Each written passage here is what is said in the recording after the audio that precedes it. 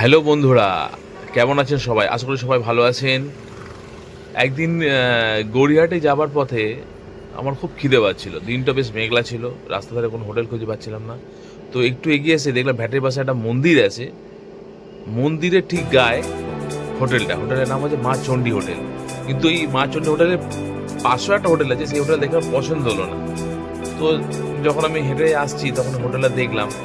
তো হোটেলটা বেশ ছোট্ট হোটেল, এই যে দেখুন মন্দিরের গায়ে হোটেলটা রয়েছে।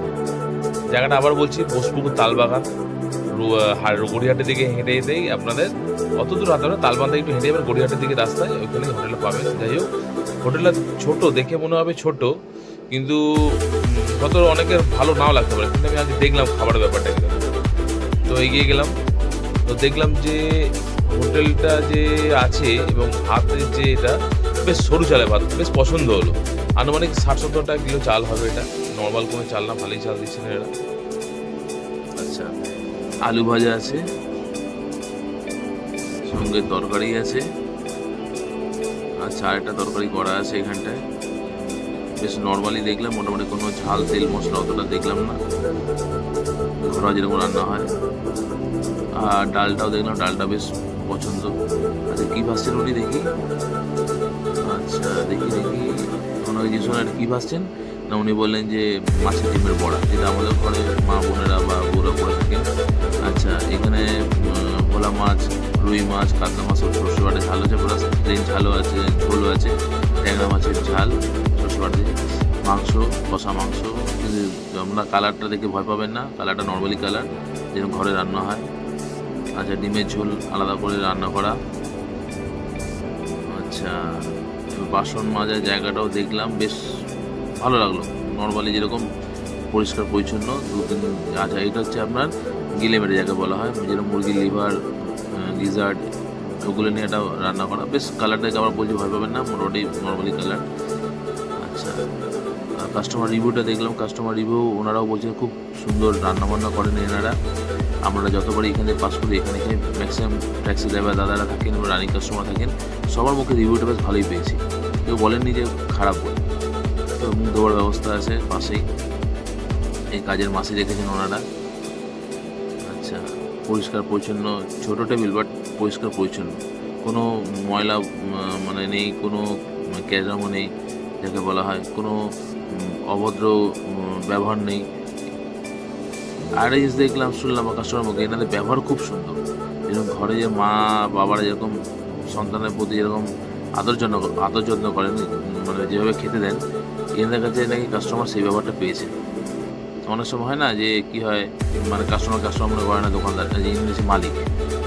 আচ্ছা আর এই যে মালকিন, আগেই বলেছি, এনাকে খালি গায়ে দেখে ভয় পাবেন না আপনারা কেউ, বা খারাপ ভাববেন না।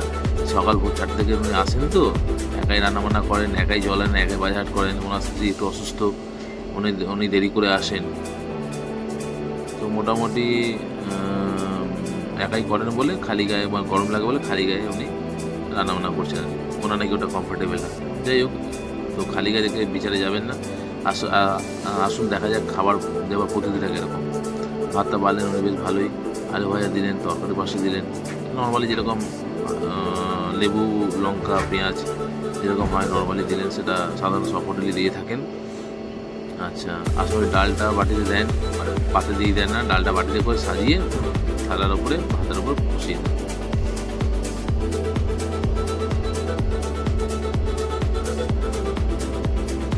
হ্যাঁ ব্যাস যেটা হয়েছিল সেটাই করলেন ওনারা।